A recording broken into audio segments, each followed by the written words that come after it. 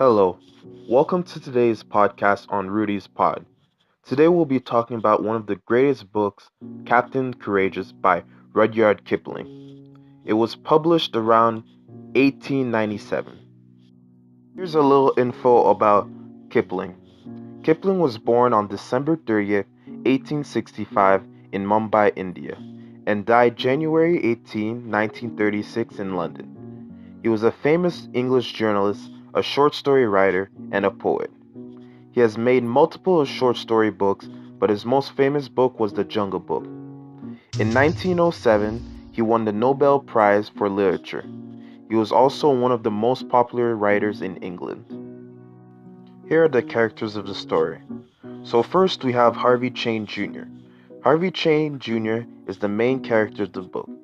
He is a spoiled rich 15-year-old kid and his father is a millionaire. Disco Troop. Disco is the captain of the boat We're Here and he is the father of Dan. Dan Troop.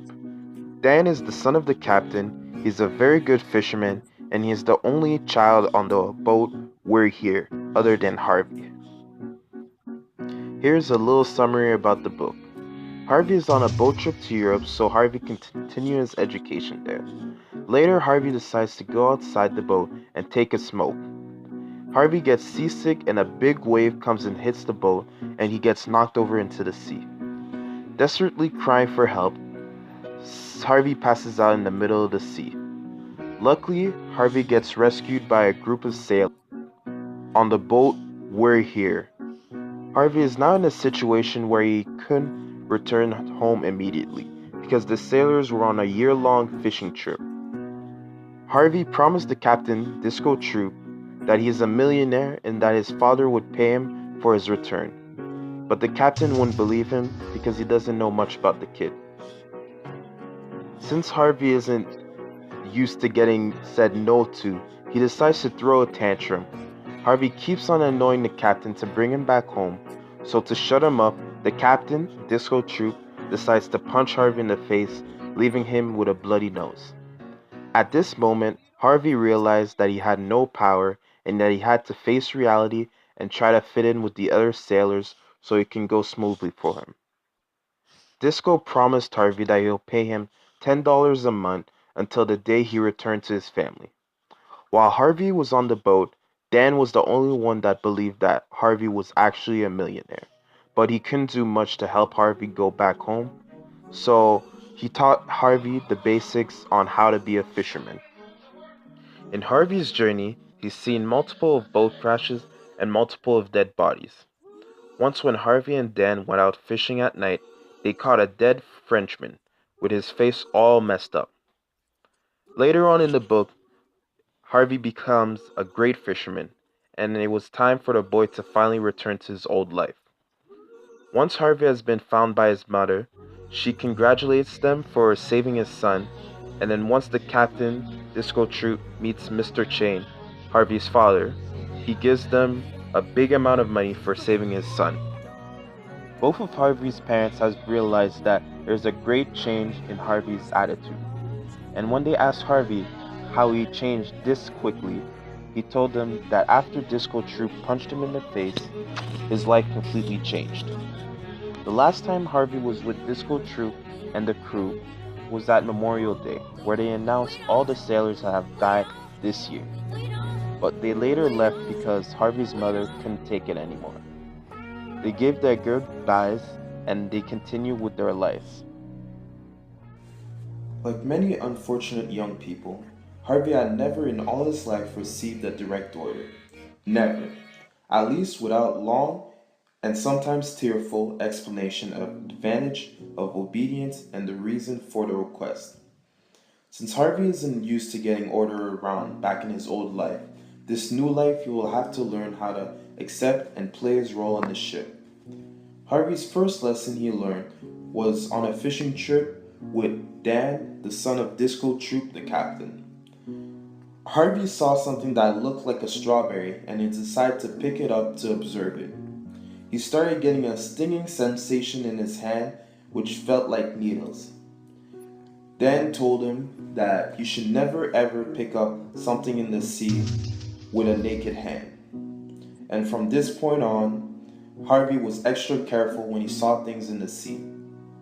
Another lesson he learned from a man named Long Jack is that he helped him learn about the different types of rope for fishing. But the methods he used on Harvey were a bit cruel. Every time Harvey would get the name of a rope wrong or didn't quickly answer it, he'd either sink his nails into Harvey's neck or he would whip him. But this method actually helped Harvey a lot on on the different types of ropes and how to make them. "Master," said the cook, pointing to Harvey. "Man," and he pointed to Dan. This is the prophecy the black cook told Harvey and Dan. He said that in the future, Harvey will become Dan's master. Harvey laughed at what the cook told him, saying that it will never happen. But around the end of the book, it appears that Harvey actually became Dan's master, and they both laughed about how the black cook's prophecy actually came true. "Elliot, I'm going to be a father again," said Bai Chang, Harvey's father, when his son finally returned home after being gone for months at sea. When Harvey returned to his father realized something has changed. He realized that the spoiled brat Harvey once was is different, and it surprised him a lot. And when he was asked, "How did you change this quick?" Harvey told him that the moment he got punched on the boat by Captain Disco True, his life completely changed, and it helped him turn into the young man he is right now. The events Harvey has faced during this long adventure changed him a lot. One of the biggest events that probably had the biggest impact on Harvey was when Dan stole the blade from a dead Frenchman. Later, when both of the boys went out to fish, they caught a dead body of a Frenchman with his face all messed up.